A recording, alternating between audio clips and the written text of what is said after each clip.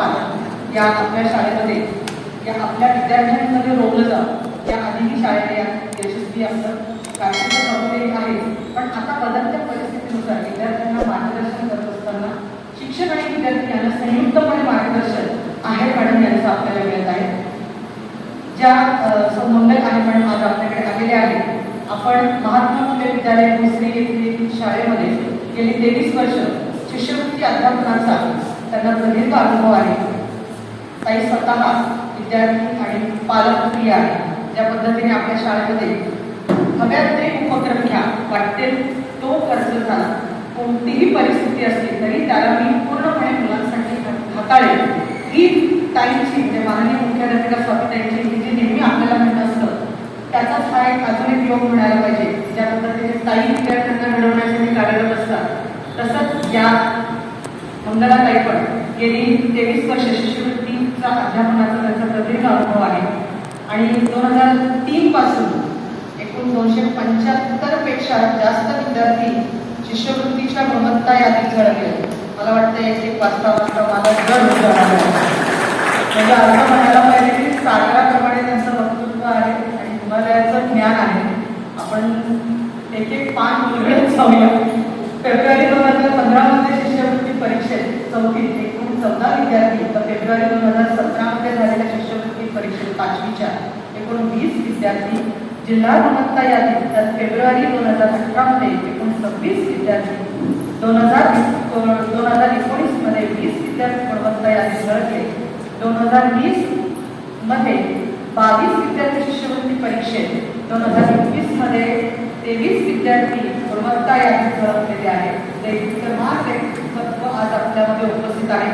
खरंच आपलं भाग्य म्हणावं त्यांचं मार्गदर्शन आज आपल्याला लाभणार आहे. शिष्यवृत्ती गुणवत्ता यादी 2008 आणि 2017 या 2 वर्षी विद्यार्थ्यांनी राज्यात द्वितीय क्रमांक मिळवलेला आहे. राज्य गुणवत्ता यादीत 25 पेक्षा अधिक विद्यार्थी झळकलेले आहेत. शिष्यवृत्ती परीक्षेसाठी मार्गदर्शनपर ताईंनी एकूण 15 पुस्तकं प्रकाशित झाली आहेत. त्यांच्या मार्गदर्शनाखाली तयार पुस्तकं आम्ही स्वतः शिक्षक गेले 3 वर्षापासून त्यांनी तयार केलेले पुस्तकांचंच मार्गदर्शन करून आपण विद्यार्थ्यांना मार्गदर्शन करत आहोत. बालवाडी व पहिलीच्या विद्यार्थ्यांसाठी ज्ञानरचना वादावरती 4 पुस्तकांचं प्रकाशन त्यांनी केलेलं आहे. महाराष्ट्र राज्य परीक्षा परिषदेमध्ये शिष्यवृत्तीसाठी तज्ज्ञ शिक्षक म्हणून अभ्यासक्रम समितीमध्ये काम केलेलं आहे. महाराष्ट्र राज्य परीक्षा त्याचबरोबर आजपर्यंत 30 विद्यार्थ्यांनी जवाहर नवोदय विद्यालयामध्ये प्रवेश परीक्षेत शहरी विभागातून यश मिळवले आहे. 2017 मध्ये 5 विद्यार्थी जवाहर नवोदय विद्यालयात परीक्षेत यशस्वी झालेले आहेत. विविध तालुक्यातील व जिल्ह्यातील म्हणजे पुणे, सातारा, सिंधुदुर्ग, बीड, अहमदनगर, ठाणे, मुंबई शाळांमध्ये स्नेहसंमेलनामध्ये शिष्यवृत्तीपर मार्गदर्शनपर व्याख्यानं तयार केलेली आहेत. शाळा बंदच्या काळात त्यांचं कार्य सर्वात वेगवान झालेलं मी स्वतः अनुभवलेलं आहे. ताईंचे व्हिडिओ त्या पुस्तकावर ते QR कोड स्कॅन करून मी स्वतःही ताईंचे मराठी विषयातले व्हिडिओ पाहिलेले आहेत. मला स्वतःला माझ्या इतर अध्यापनामध्ये मला ताईंचे व्हिडिओचं मार्गदर्शन खूप मोलाचं मिळालेलं आहे आणि माझ्याही अध्यापनामध्ये एक वेगळेपण आणि जे बारीक सारीक गोष्टी कधी कधी आपण BEd झालेले शिक्षक आपल्या लक्षात असतात पण कधी कधी काही गोष्टी इकडे तिकडे राहून जातात त्याबरोबर ताईंच्या अध्यापनातून लक्षात आल्या आणि त्याचा खूप मोठा उपयोग झाला. शाळा बंदच्या काळात विविध जिल्ह्यातील शिक्षकांसाठी शिष्यवृत्ती मार्गदर्शनपर ऑनलाईन कार्यशाळांमध्ये पण मार्गदर्शन ताईंनी केलं आहे. शाळा बंदच्या काळात दररोज कमी विद्यार्थ्यांच्या उपस्थितीत गटातून स्वतःच्या घरी शिष्यवृत्तीची तयारी विद्यार्थ्यांकडून करून घेतली.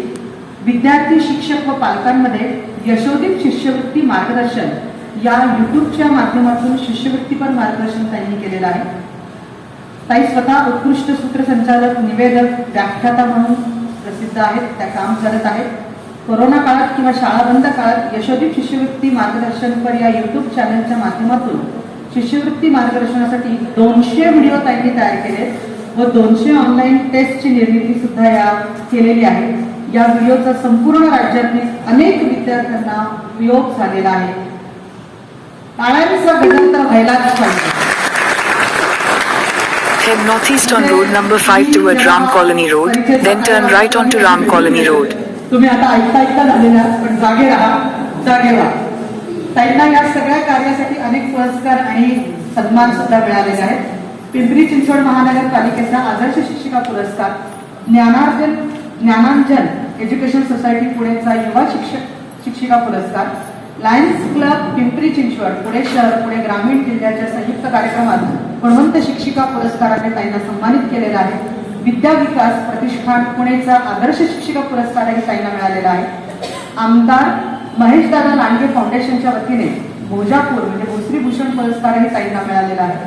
2018 साली गुरुदक्षिणा कितीही दिली तरी कमीच असते, कारण गुरुचं ज्ञानच आधार असतं. आणि गुरुच आहे की गोविंदाची पण ओळख करून देतो ज्ञानाबरोबरच. 2018 साली पालक आणि नागरिकांच्या वतीने ऍक्टिवा G5 ही दुचाकी व टॅग देऊन त्यांचा सन्मान करण्यात आलेला आहे. 2019 साली पालक व शिक्षकांच्या वतीने झेरॉक्स मशीन व लॅपटॉप देऊन त्यांचा सन्मान करण्यात आलेला आहे. 2020 साली लोकमत व युनिसेफच्या वतीने उपक्रमशील शिक्षिका म्हणून त्यांना पुरस्कार प्राप्त आहे. 2020 साली पालक व नागरिकांच्या वतीने मायक्रो ओव्हन देऊन सन्मान झालेला आहे. लॉकडाऊनमुळे शाळा बंदच्या काळात शिक्षण विद्यार्थ्यांपर्यंत पोहोचवण्यासाठी विशेष प्रयत्न केल्याबद्दल प्रयोगशील शिक्षिका म्हणून राज्य शासनाचे मुखपत्र असलेल्या लोकराज्य मासिकात दखल घेऊन लेख प्रसिद्ध आहे. लक्षात घ्या, सागरातला आज मोती आपल्याकडे खऱ्या अर्थाने आज मिळालेला आहे आणि सागरातून कितीही वेचलं तरी ते मोती काही कमी होत नाही. ते ज्ञान आघात आहे. आज मंगलाताई आज आपल्या शाळेमध्ये आलेले आहेत. 5वी स्कॉलरशिपसाठी ताईंचं आपल्याला अमोल असं मार्गदर्शन मिळणार आहे. मला वाटतं आपण थांबावं, जास्तीत जास्त ताईंचं संवाद आपल्याला आवडेल. आज परत एकदा ताई आपल्या शाळेत आलेले आहेत. ताईंचं परत एकदा आपण शाळेच्या वतीने स्वागत करूया. आदरणीय मंगलला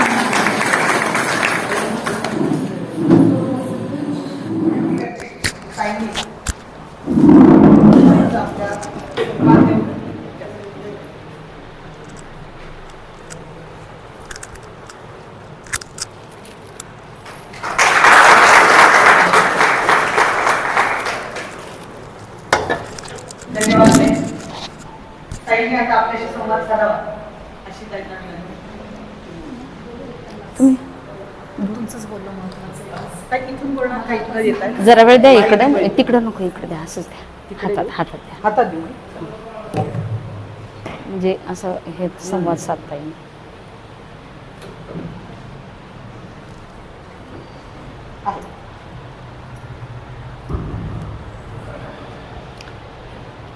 नमस्कार. खूप दिवसापासूनची प्रतीक्षा होती.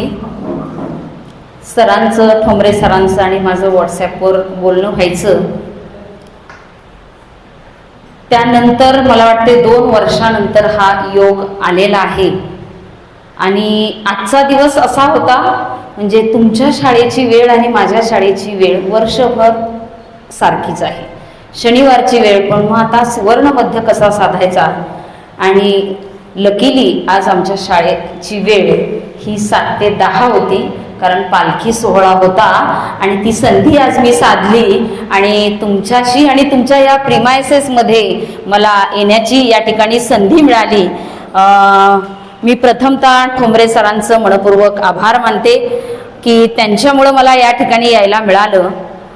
पण विशेष कौतुक मला असं करावंसं वाटतं की मी 1 मिनिटं मी बाईंच्या ऑफिसमध्ये गेले आणि ती बाईंची तगमग, त्यांची लगबग, सकाळपासून किती घेतलेल्या त्यांच्या मीटिंग, परंतु नेमकं काय सांगणार आहेत ते, पालकांना काय सांगणार आहेत, शिक्षकांना काय सांगणार आहेत, हे जेव्हा मुख्याध्यापकाला समजेल तेव्हाच हा संगम, म्हणजे जी आपणाला गुणवत्ता वाढवायची आहे त्याच्यासाठीचं जे काही काम करायचं आहे ते व्यवस्थितरित्या होणार आहे. मी पुनश्च एकदा अशा तुम्हाला मुख्याध्यापिका लाभलेल्या आहेत, मनापासून त्यांचं कौतुक करते. आणि आपण जास्त वेळ न घेता आपण लगेचच आपल्या विषयाला सुरुवात करणार आहोत.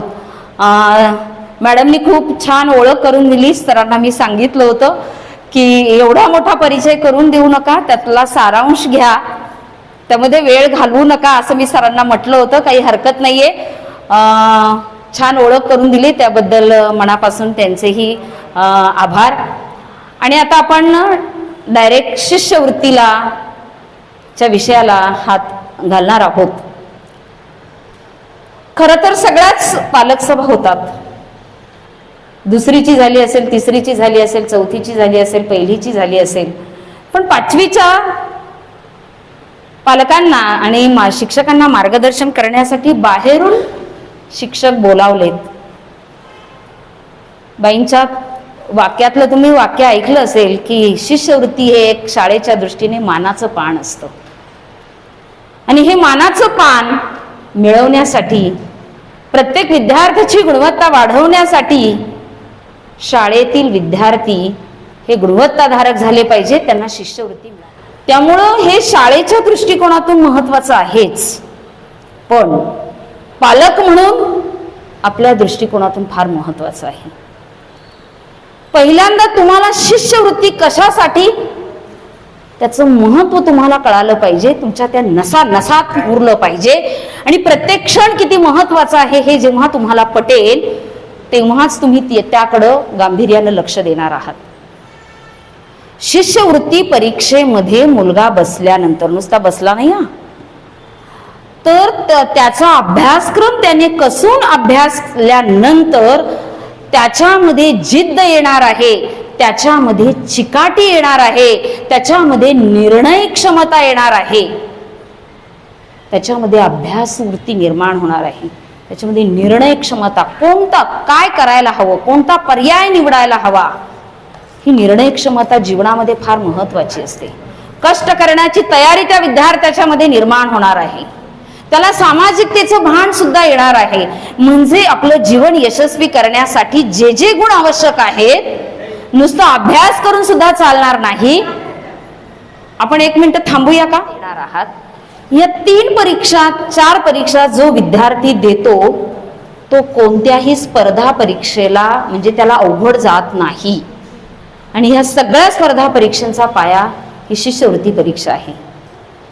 तुम्ही आता गेल्या वर्षी माझा मुलगा MBA ची एंट्रन्सची तयारी करतोय, सिम्बायोसिसची जी एंट्रन्स होती त्यामध्ये बघितलं तर त्याला माझ्याच पुस्तकातले प्रश्न काही सोडवावे लागले. म्हणजे पुढे ज्या तुम्हाला एंट्रन्स एक्झाम द्यायच्या आहेत, MBA सारख्या एक्झाम द्यायच्या आहेत, CET सारख्या एक्झाम द्यायच्या आहेत आणि तिथं पालक 5-5 लाख 10-10 लाख रुपये खर्च करून क्लास लावतात आणि तरी सुद्धा आउटपुट मिळत नाही, कारण त्याचं आकलन क्षमता त्याची तेवढी विकसित झालेली नसते, कारण तुम्ही या स्तरावर लक्ष दिलेलं नसतं.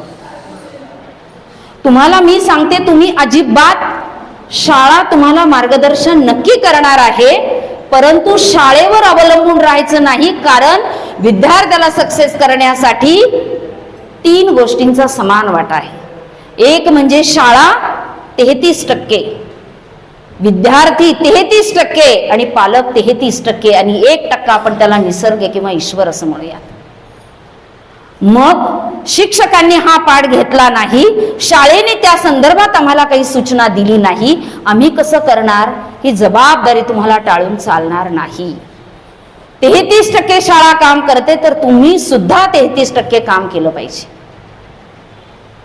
मग आता 33% वेळ तुम्हाला द्यायचा आहे, त्यासाठी तुम्हाला काय करावं लागेल बघा. जरा विचार करायला, विचार प्रक्रिया, मी कोणाला विचारणार नाहीये, पण तुम्ही विचार प्रक्रिया सुरुवात करा. जर 7ला विद्यार्थी घराच्या बाहेर पडतो आहे, तो घरी 1ला येत असेल, लांब असेल तर 2ला घरी येत असेल, मग त्यानंतरचा कालावधी रात्री 10 वाजेपर्यंतचा कालावधी, त्या कालावधीचं परफेक्ट नियोजन तुमच्याकडे असलं पाहिजे. विद्यार्थी आल्यानंतर त्याला कामाला लावून तुमच्या आरामाचा वेळ सुरू होतो का? विचार करा. प्रत्येकाचं वेगळं रुटीन असेल. विद्यार्थी यायच्या अगोदर तुमचं काय असेल ते उरकून घेतलं पाहिजे. काय खरेदी असेल, बाहेर जायचं असेल किंवा आराम असेल किंवा काय असेल, हे सगळं तुमचं मुलगा घरात यायच्या अगोदर झालं पाहिजे. तुम्ही या वर्षी जर कष्ट घेतले तर त्याला जी सवय लागणार आहे, त्याची जी बुद्धिमत्ता विकसित होणार आहे, ती त्याला पुढच्या यत्नांसाठी उपयोगी पडणार आहे. आणि म्हणून हे वर्ष फार महत्वाचं आहे, ही दुसरी गोष्ट नोंदवून घ्या. तिसरी गोष्ट मला इथे विशेष त्या गोष्टीचा उल्लेख करावासा वाटतो की जून महिना आहे, आजची तारीख आहे मला वाटतं 24. 15 जूनला शाळा सुरू झालेली आहे आज तारीख आहे 24. 9 दिवसातच शिष्यवृत्तीच्या नियोजनासाठी सभा घेणारी, कार्यशाळा घेणारी ही पहिलीच शाळा महाराष्ट्रातली आहे, हे मी आवर्जून सांगते आहे. आणि त्यामुळे तुमच्या हातामध्ये प्रचंड कालावधी आहे. मला पुण्यातल्या सर्व शाळांचा अनुभव आहे, सगळे अनुभव मी कोळून प्यालेले आहेत की शाळांचं व्यवस्थापन अशा पद्धतीचं असतं की खूप सारे उपक्रम त्या शाळेमध्ये असतात.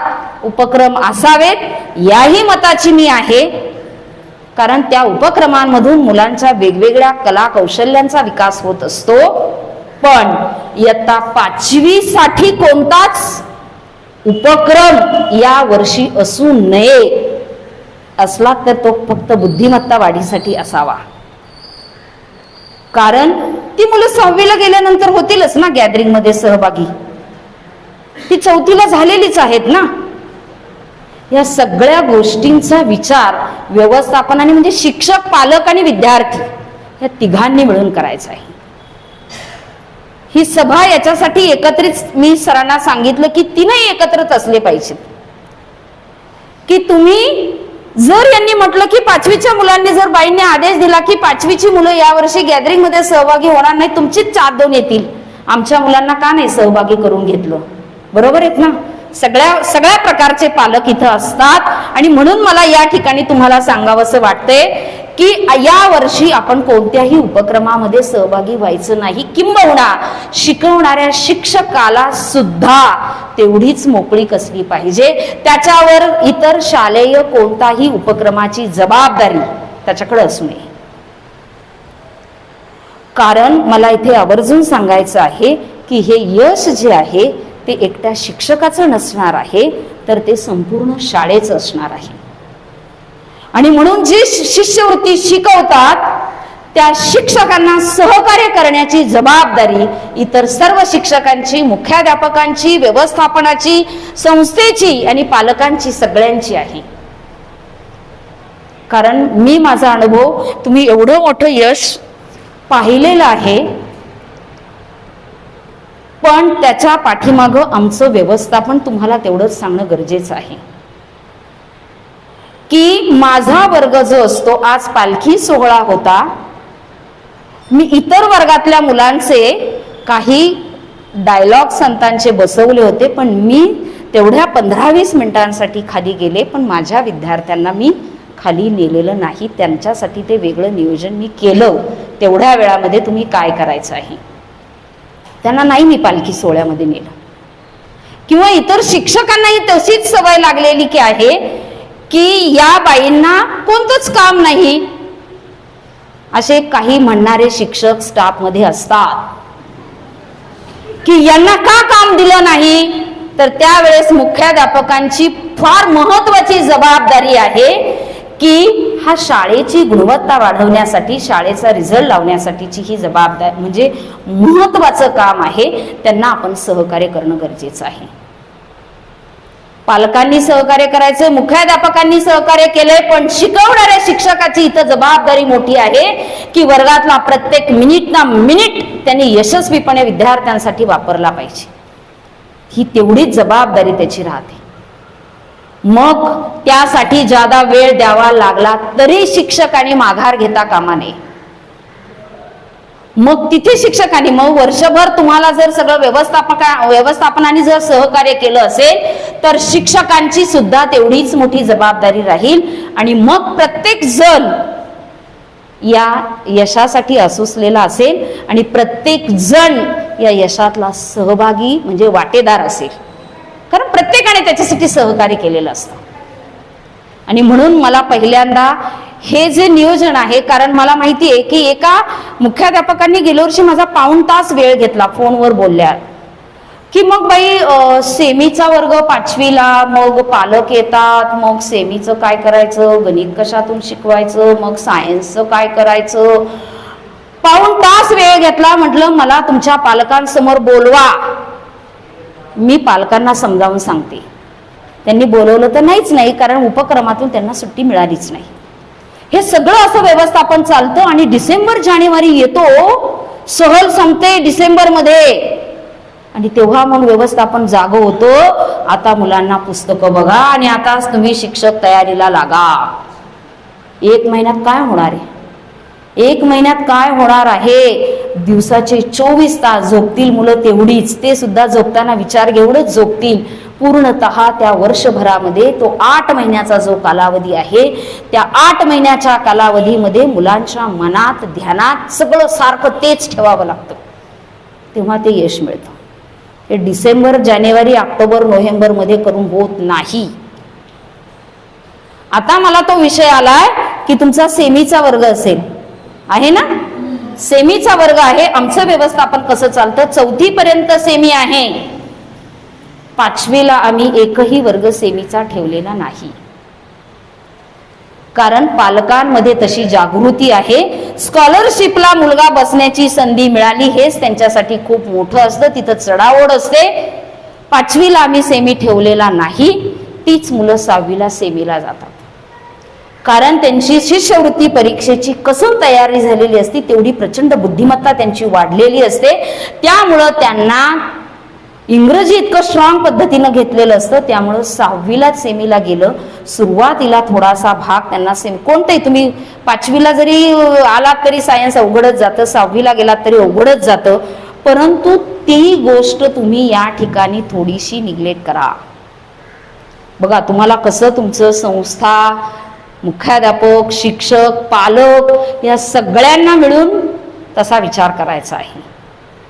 मग वर्गातला तास होणार इंग्लिशमधून, गणित शिकवणार, आणि मग शिष्यवृत्तीचे शिक्षक मराठीतून 5,97,00,000 असे शिकवणार. मग हे इकडं 5 करोड, इकडे हे शिकवणार. त्या मुलांनी काय करायचं? त्या मुलांनी काय करायचं हा मोठा प्रश्न असतो. आणि यश का मिळत नाही? शिक्षक तुमचे काही न करणार आहेत असं नाही, सगळे शिक्षक करणार आहेत, किंबहुना माझ्यापेक्षाही जास्त कष्ट करणारे शिक्षक आहेत. फक्त इथे नियोजनामध्ये चूक होते आणि म्हणून यश मिळायला अवघड जातं. आणि म्हणून या गोष्टीसाठी काय निर्णय घेता येईल ते पण पाहायचे. त्यानंतर चाचणी परीक्षा असतात, 6माही परीक्षा असतात. तिथे इतर मुलांचे पेपर आणि ह्या मुलांचे पेपर सारखेच असतात. पेपरची पॅटर्न, पेपरचा जो पॅटर्न आहे तोच बदलला पाहिजे या वर्गासाठी. काय नाही, वरून तुम्हालाच प्रश्नपत्रिका काढायच्या, तुम्हीच सगळं राबवताय. त्यामुळं इथं प्रश्न, समजा आता पहिला धडा आहे की बंडूची इजार, किंवा पहिली माय मराठी कविता आहे, किंवा सावरपाडा एक्सप्रेस कविता राऊत हा धडा आहे. कविता राऊतने कसे यश मिळवले ते एवढं मोठा निबंध पाठ करण्याची गरज आहे का? मग अशा प्रकारचे प्रश्न टाळायचे. परीक्षा घ्यावी तर लागणारच आहे, ती घ्यावी लागतेच. पण मग पॅटर्न पद्धती परीक्षा, की उतारा देणं त्यावर प्रश्न, कविता देणं त्यावर प्रश्न, संवाद देणं त्यावर प्रश्न, आणि ग्रामर, वाक्प्रचार सांगणं, समानार्थी शब्द सांगणं, विरुद्धार्थी शब्द सांगणं, ह्या घटकांची तयारी केली की तुमची शिष्यवृत्तीची तयारी आहे.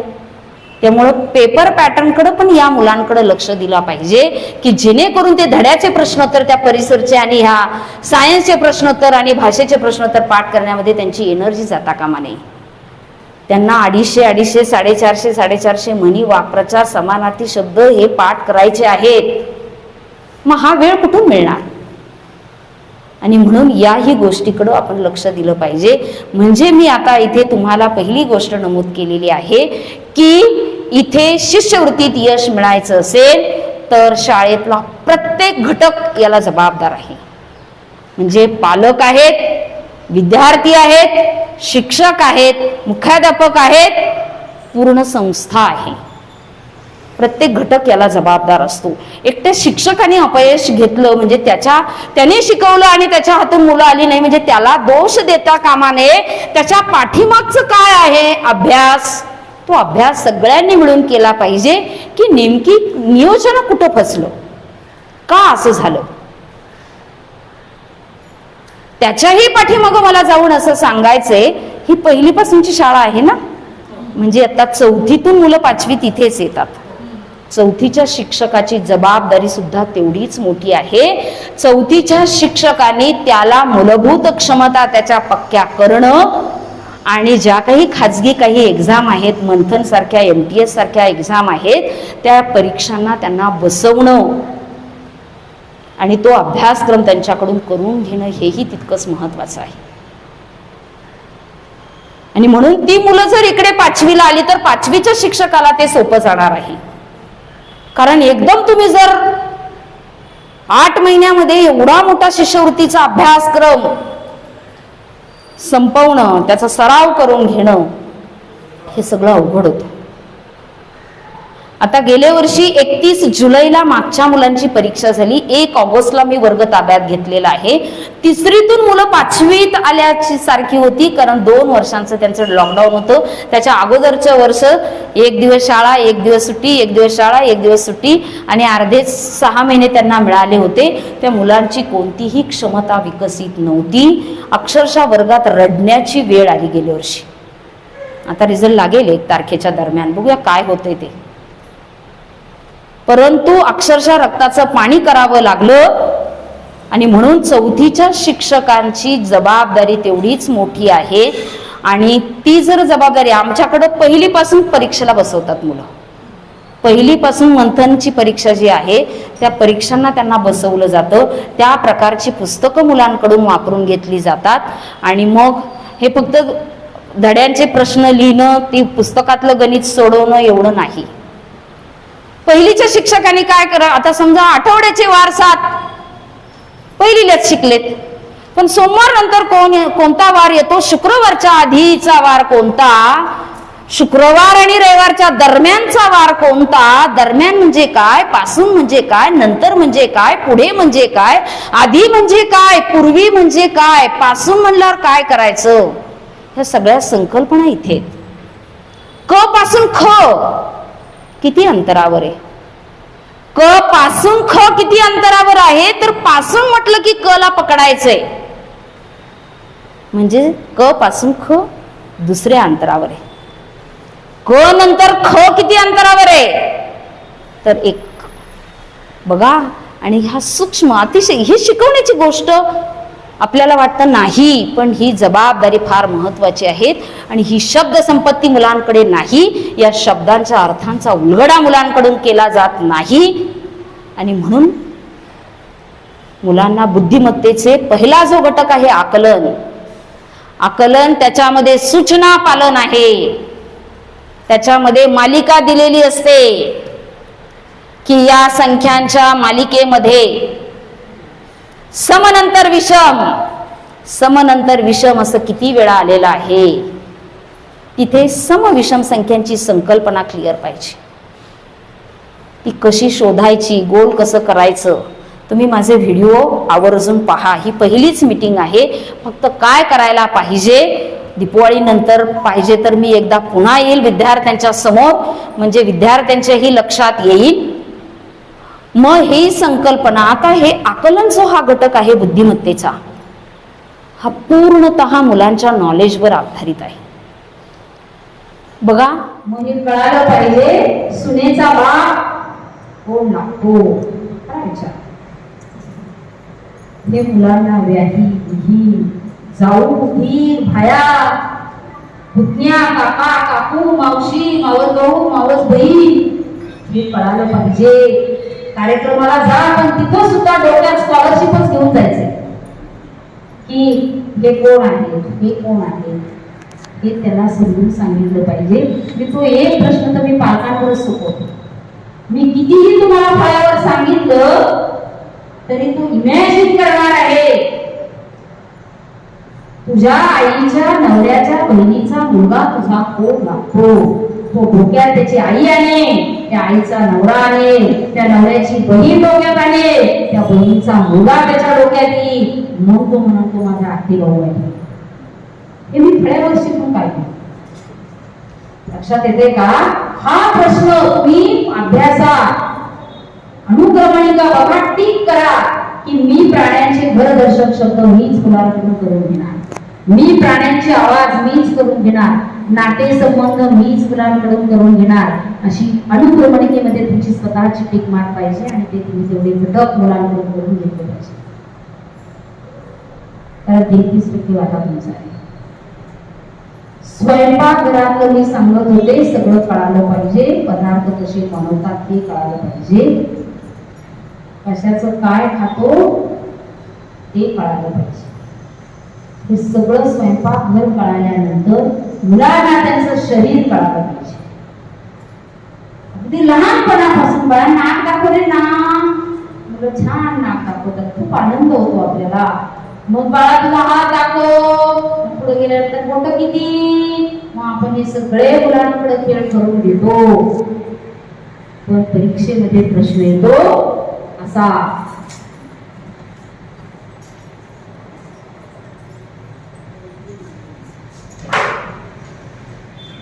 नाक, हात, पाय आणि मान.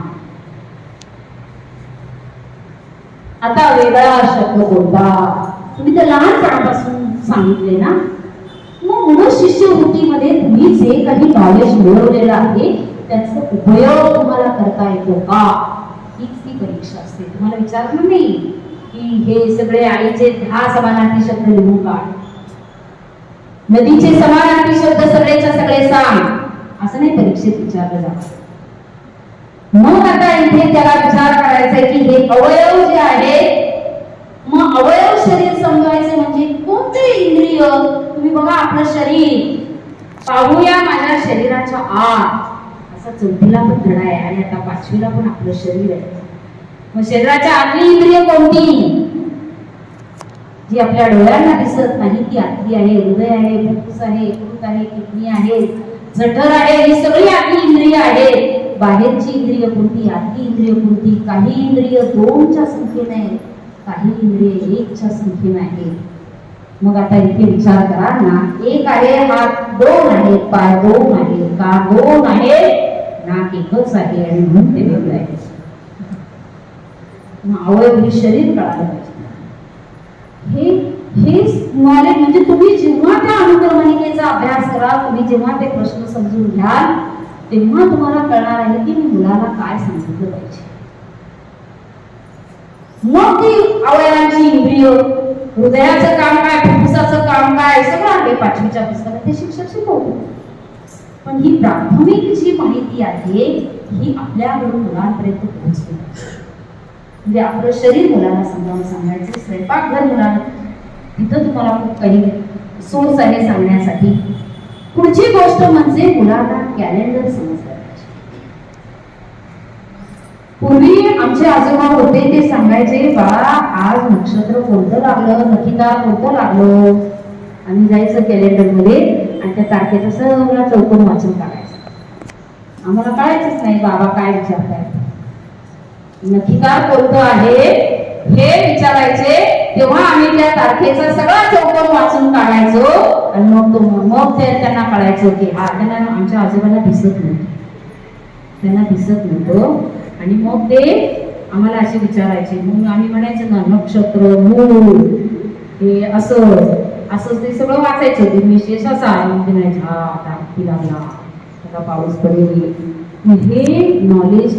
आता तुम्ही कॅलेंडरचा वापर कुठे करता, फक्त लाल चिन्ह कुठे, सुट्टी कधी आहे आणि चतुर्थी कधी आहे आणि एकादशी कधी आहे, एवढ्या 2-3 गोष्टीसाठी कॅलेंडर बघता. बाकी काय बघायची गरजच लागत नाही, कारण मोबाईल 24 तास आहे, बरोबर आहे ना. पण कॅलेंडर मध्ये गणितामध्ये पण प्रश्न आहेत, बुद्धिमत्तेमध्ये पण प्रश्न आहेत आणि सामान्य ज्ञान भाषेमध्ये सुद्धा प्रश्न आहेत. खूप सारे सण आपण साजरे करतो, पण जाऊ विचारा की नागपंचमी कोणत्या महिन्यात साजरी होते, आषाढात होते का श्रावणात होते, मुलांना विचारून पहा. प्रत्येक सणाचा महिना मुलांना कळाला पाहिजे, प्रत्येक सणाची तिथी मुलांना माहिती असली पाहिजे. स्कॉलरशिपला ते विचारलं जातं, कारण तिथूनही विचारला प्रश्न. तुम्ही म्हणाल या बाईंनी काय काय सांगून गेल्या, डोक्यात घालून गेल्या, त्याचा एक नाही प्रश्न आला, खूप कविता आली सणाची, आणि मग तिथं ते कवितेमध्ये उलगडा की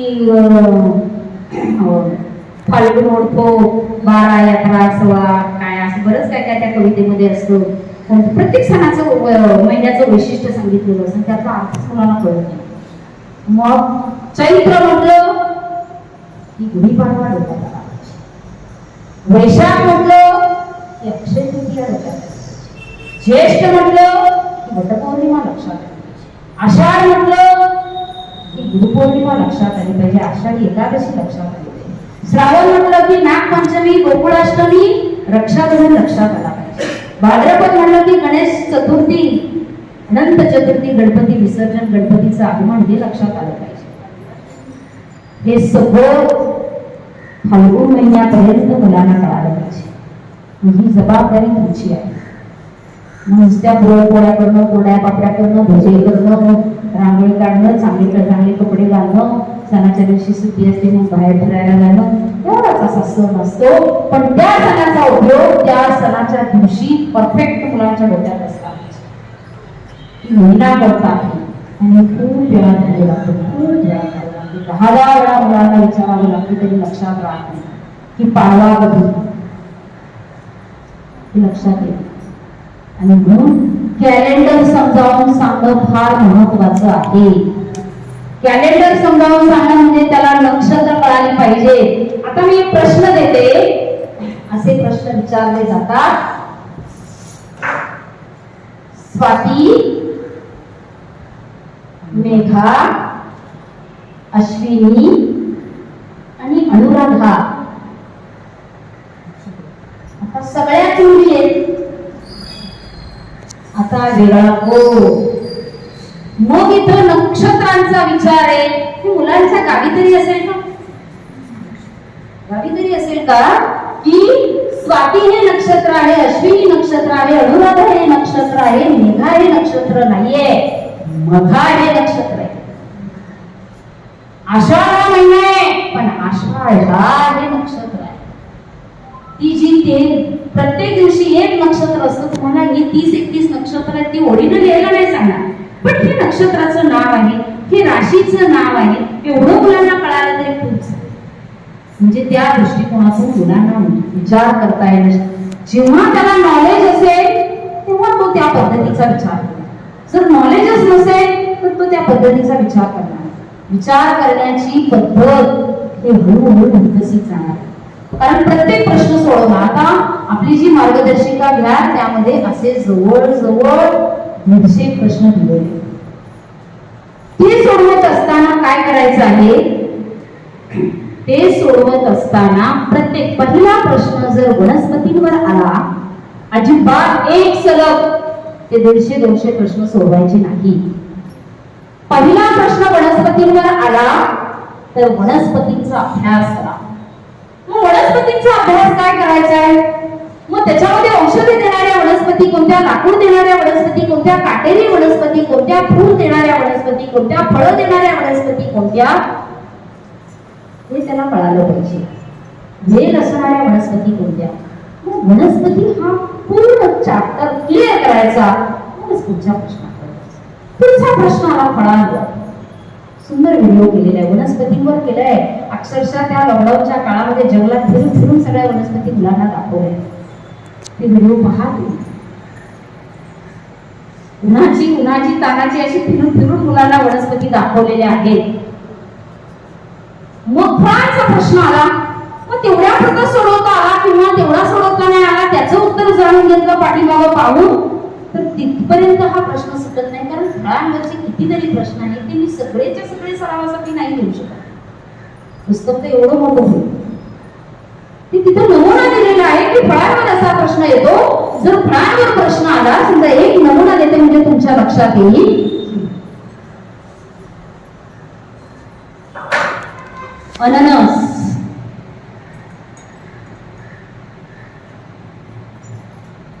त्याच्यानंतर कलिंगड, लिंबू आणि स्ट्रॉबेरी असे. आता सगळ्या मुलांना ही फळं माहिती आहेत, खाली आहेत, पण वेगळा ओळखायचा त्यावेळेस काय काय नॉलेज वापरायचं, काय विचार करायचा. फळांवर प्रश्न आला की त्या मुलांच्या डोक्यामध्ये काय विचार आले पाहिजे ते विचार मुलांना शिकवायचे. की कोणती फळं आपण सोलून खातो, कोणती फळं आपण सालासकट खातो, हा विचार त्याच्या मनात. कोणत्या फळांच्या बाहेर बी असते, कोणत्या फळांच्या आत बी असते. कोणती फळं आंबट असतात, कोणती फळं गोड असतात. कोणती फळं वेलीला येतात, कोणती फळं झाडाला येतात. कोणती फळं पठारावर येतात, कोणती फळं कोकणात येतात.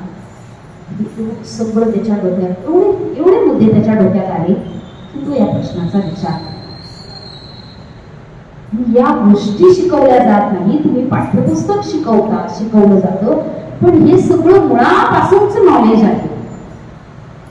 स्पर्धा परीक्षेला तोंड देणं म्हणजे सोपी गोष्ट नसते, पण ती तेवढी अवघड पण नसते. फक्त तुम्ही जागरूक असलं पाहिजे. मग आता इथे अननस बिया कुठं असतात? आतच.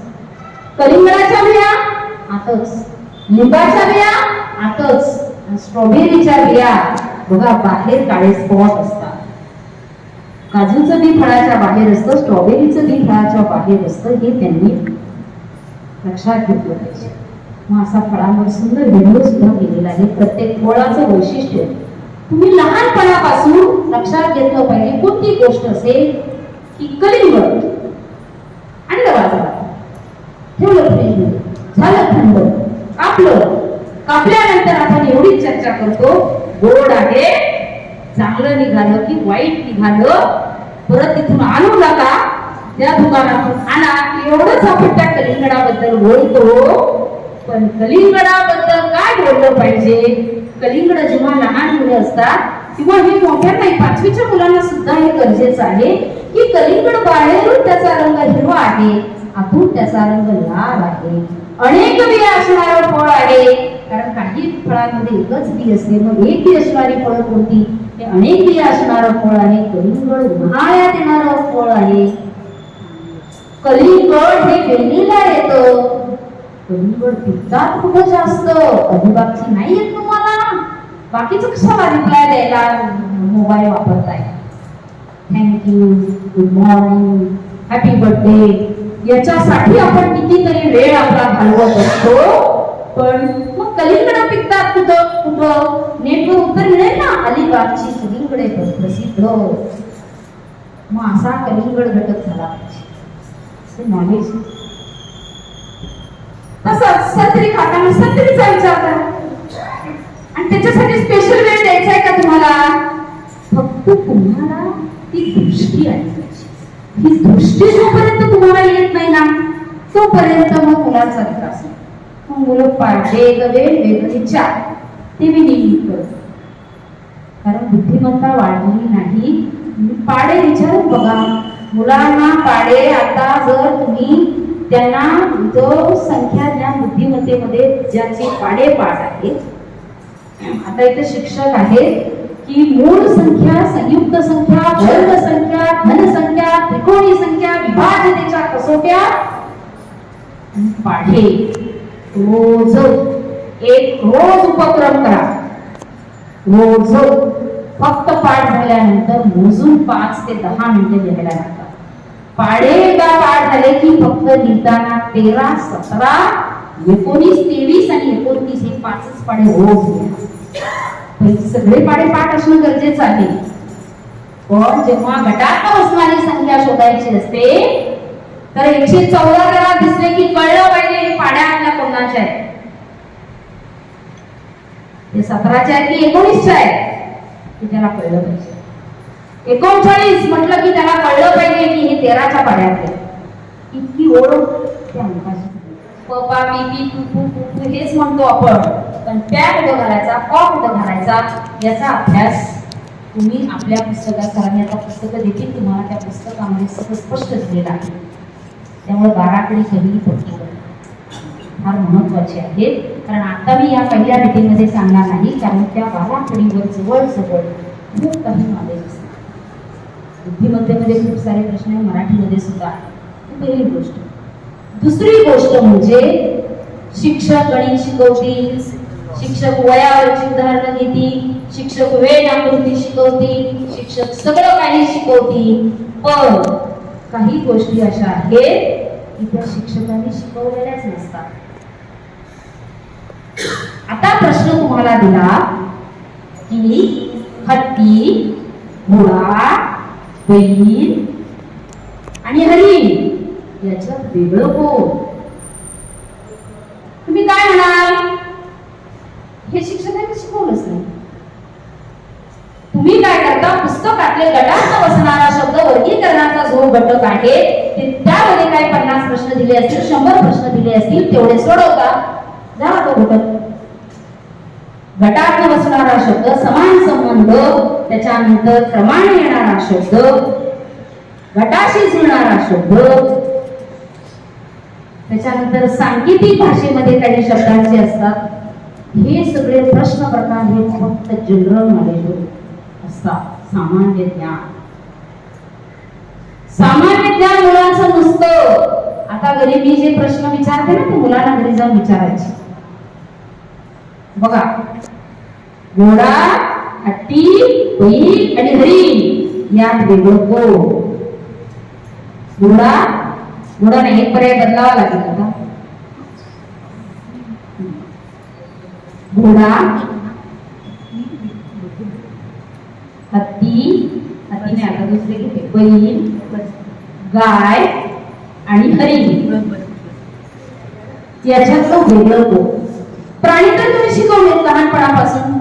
अगदी पहिलीला गेल्यावर आपल्याला खूप उत्सुकता असते, हा घोडा आहे, हा बैल आहे, हा सगळं आपण शिकवलेलं असतं. आणि हा प्रश्न प्रकार UPSC मध्ये आलेला प्रश्न आणि त्या पुस्तकातून मी घेतलेला आहे. मग मुलांनी आता म्हणून काय बघताय? प्राण्यांचा चॅनल असतो, काय असतो तो? ॲनिमलचा चॅनल असतो ना कोणता? ती पूर्वी डिस्कवरी चॅनल ते तरी पूर्वी बघायचे. आता काय बघतच नाही, आता मोबाईलच आहे.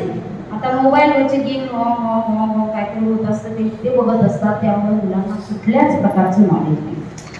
मग हे निरीक्षण केल्यानंतर मुलांनी निरीक्षण, हरणाला शिंग आहेत, गाईला शिंग आहेत, बैलाला शिंग आहेत आणि घोड्याला शिंग नाही आणि म्हणून तो वेगळा आहे. हे प्रश्न अतिशय उच्च लेवल पर्यंत विचारले जातात. हे प्राण्यांविषयीचं सामान्य ज्ञान फार महत्वाचं आहे. मग गाय म्हटलं ना की त्याला गायीविषयी सगळं माहित पाहिजे.